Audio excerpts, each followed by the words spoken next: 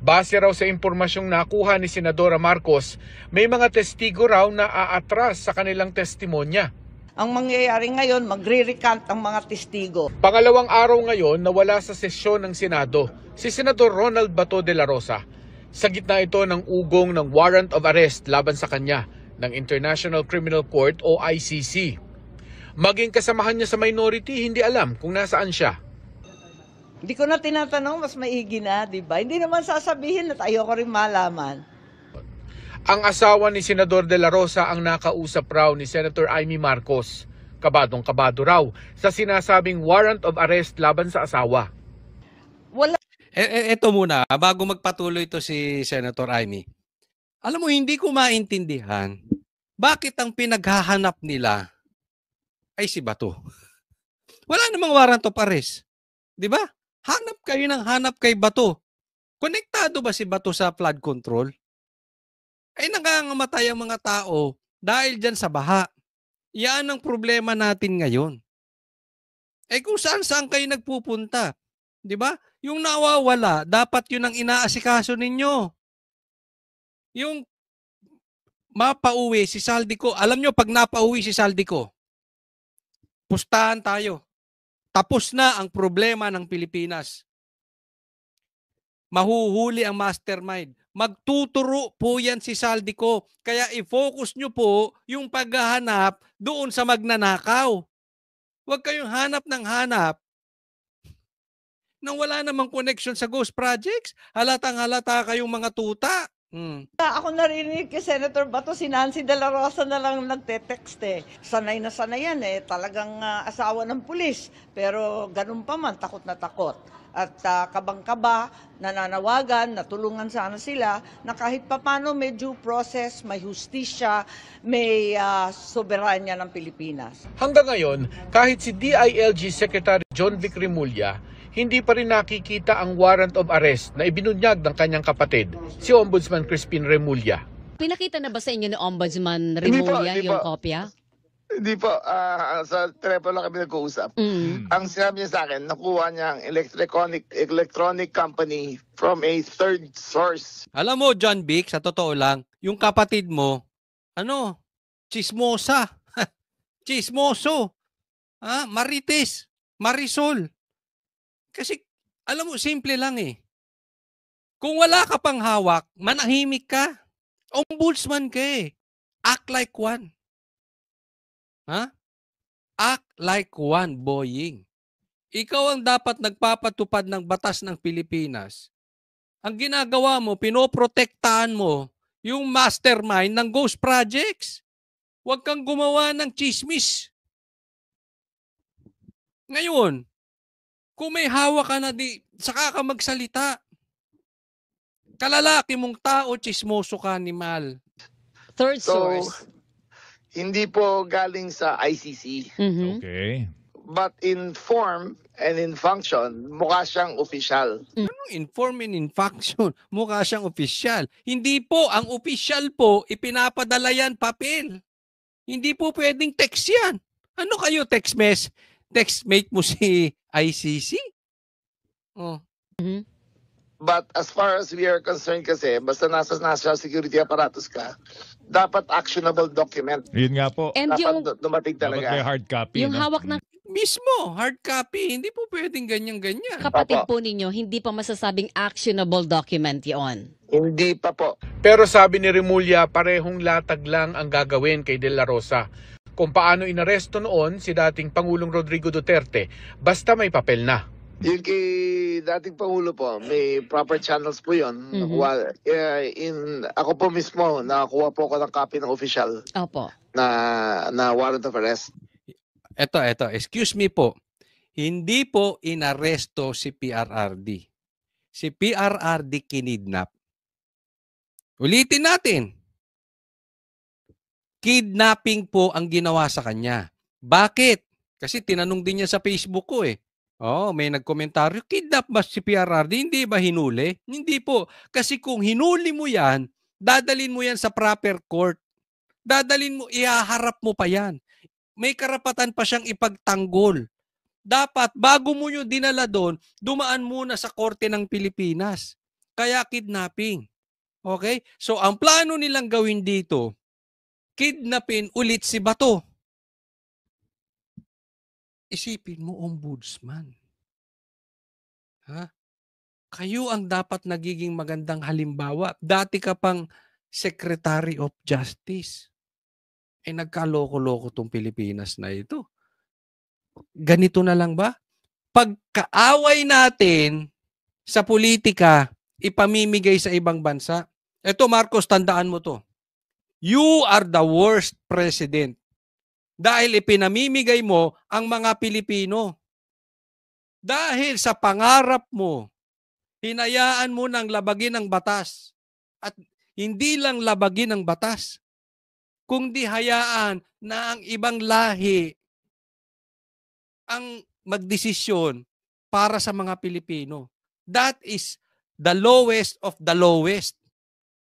Yang ginagawa mo, Bongbong Marcos. And don't tell us na wala kang kinalaman. Kahit anong tago mong gawin kay Claire, alam ng taong bayan, ikaw ang nasa likod ng pagpapaaresto kay pag-kidnap kay Tatay Digong. At ikaw rin ang isa sa mastermind ng Ghost Projects. Bongbong. Through Interpol. Aha. In this case, wala pa po kami nakukuha. Hindi po dumarating sa Department of Justice. So, I cannot comment on a non-entity. So, hintayin po natin dumating bago ko mag-comment po. Kung may warrant, ilabas. Kung walang warrant, tumahimik na kayo. Tantanan na ninyo kami. Ano ba naman pananakot ng Yan, exactly. Alam mo yung sinabi ni Amy? Yan yung sinabi ko na dati pa. Patungkol dito kay Boying. Kung may hawak, go. Kung walang hawak, tumahimik. Huwag kang nananakot. Yang sinabi ni Amy, sinabi ko na yan kahapon sa vlog ko. At yan din ang sinabi ko before sa ginagawa niya kay Tebes. At yan din ang sinabi ko before sa ginawa niya kay Bantag. Bakit? Lagi siya magsasalita in advance. Pero nananakot lang. Para ano? Sikat siya sa ano? Yan ang politiko. Yan ang ombudsman na mukhang TV. Si Boying. Yan ang mukhang preskon. Epal. Parang bakla, mahilig rumampa. Di ba maraming bakla? Yan na ang buhay nila. Alisan mo sila ng pagrampa. Mamimiligro buhay niyan. Madidepress. Di ba ganyan-ganyan to si Boying? Mahuhuli na daw si Bantag. Hanggang ngayon, laya si Bantag. Asan? Puro dakdak. Si Tebes ganyan din. Mahuhuli na. It took him how many months? Ang dami niya ng announcement. Anong ginagawa nito? Bukod sa pagpapasikat, diversion, tatandaan mo, Boying, yung ginagawa mong pananakot, tandaan mo hindi ka Diyos. Babalik sa'yo yan. Malay mo, takutin ka ng cancer. Malay mo, takutin ka ng sakit. Malay mo, takutin ka ng aksidente. O malay mo, sa susunod, ikaw na ang dadalhin sa ICC. Anong punto ko rito? Ha? Hindi ko tinatakot si Boying na may gagawin tayong masama. Hindi po yun. Pero ibig ko sabihin, kung malakas ka sa presidente ngayon, hindi ka makakalusot sa hustisya ng Diyos. At tatandaan mo yung presidente ngayon, pinakamatagal niyan, 2028. Ang pinakamabilis niyan, October 16. Ay, hindi. November 16. Tandaan nyo Nako, mag-iingat kayo. Ha? Isang stroke lang. Baka ikaw ang takutin. Ayoko po mangyayari yan kahit kanino. Not even to Bongbong Marcos. Ang punto lang natin dito, pag ikaw ay nasa kapangyarihan, nanggagago ka ng tao, nananakot ka. Hindi ka laging nasa ibabaw, Boying. Tatandaan mo yan. Malay mo. Diba? Mamaya ikaw nasa ilalim. Mamaya ikaw ang 6 feet underground. Okay, wala po tayong pananakot. Ibig ko sabihin, hindi mo hawak ang buhay. Dahil hindi ka Diyos. Okay? Huwag kang abusado sa kapangyarihan mo. Lahat tayo dadaan sa sakit. Kalma ka lang. ginagawa yan. Sa social media naman naglatag ng argumento ang abogado ni De La Rosa.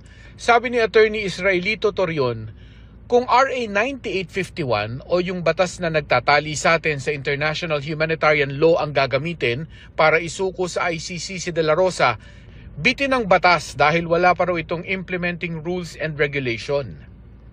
Maliban kay De La Rosa, isa pang inaabangan sa Senado ang pagpapatuloy ng Blue Ribbon Bago tayo pumunta dyan sa Blue Ribbon, okay? Ang gago talaga ni Bongbong Marcos. No? Ang gago mo, Bongbong Marcos. Ginamit mo at hinayaan mo ang dayuhan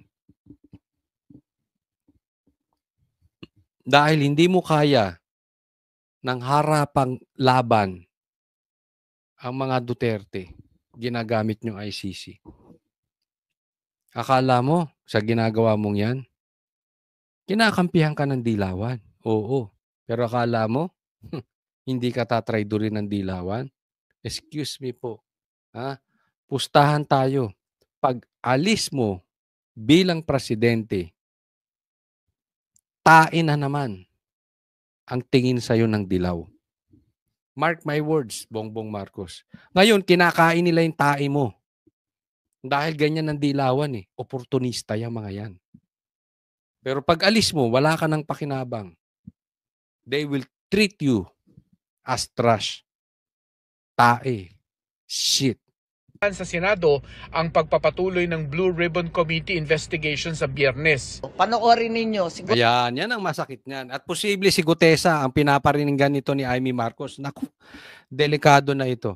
Alam nyo kung bakit? Gusto ko talaga, ayoko lang talaga magmura eh. Etong dalawa na ito, Tito Soto. Anong klasikang ano ba reliyon netong si Tito?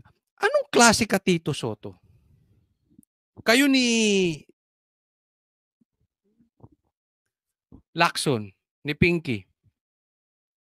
Nang pumasok kayo dyan, dapat dire-diretso na eh. Dire-diretso na. Dinadala na kayo ng ebidensya patungo kay Saldi at kay Tambi. Pa-delay-delay kayo, may pa-resign-resign, babalik ka rin pala, bakla. Ngayon, binigyan nyo ng oras. Ang daming pera niyang mga masterminds. Tatakutin niya, nasa kapangyarihan niya, tatakutin ang mga testigo, bibili ng mga testigo. Masisisi mo ba yung mga testigo pag gagalawin na yung pamilya nila? Imbis na dire-diretso kayo, ang dami nang nakakatakas.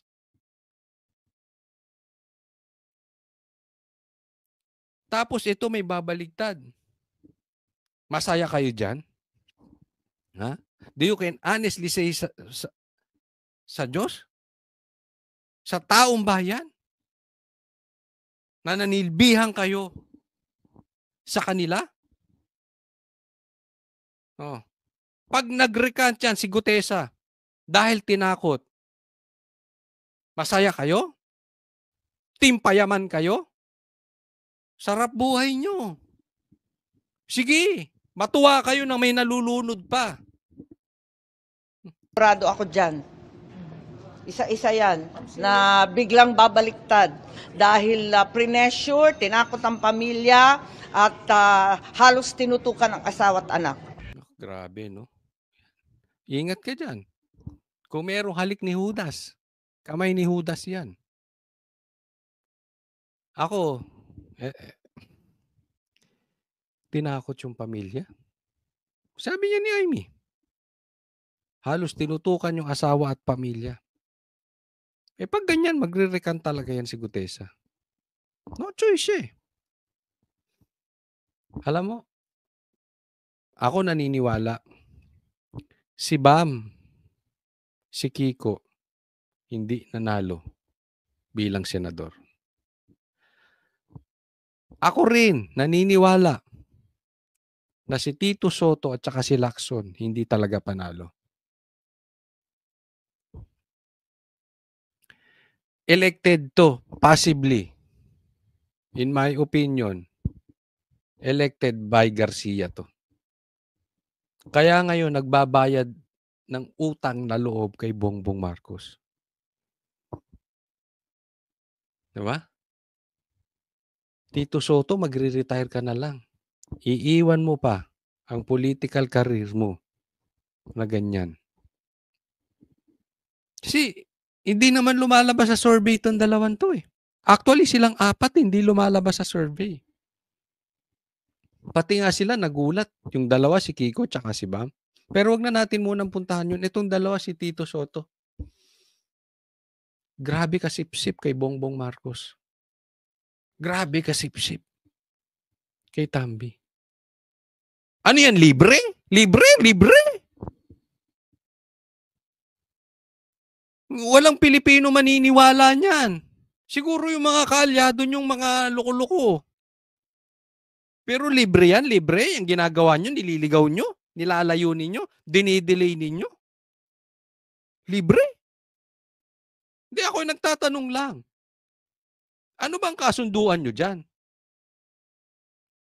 Masyado naman kayong halatang halata. Di ba? Sabagay. Bayad utang. Di ba? Baka yun na yung bayad eh. Nanalo silang senador. Enjoy. Enjoy until it lasts, Tito Soto. You know what I'm saying. Nang tanungin kung sino ito, Alam na ninyo kung sino yung pinakamatindi ang testimonya. Ano na, tara na. tinakot ay kay Gutesa, kay Orly Gutesa. O basta, yun na yun. Abangan na lang ang susunod na kabanata. si Orly Gutesa ang nagpakilalang dating Marines na nagsabing nagdala raw mismo ng pera na tinawag niyang basura kina dating Congressman Zaldico at dating House Speaker Martin Romualdez. Para sa GMA Ayan. Pero huwag kayong mag-alala. Ha? Malaki ang tiwala ko itong rally na ito. Itong November 16, 17, 18. Tama ba? 16, 17, 18. Oo. Sa linggo. Sunday, Monday, Tuesday.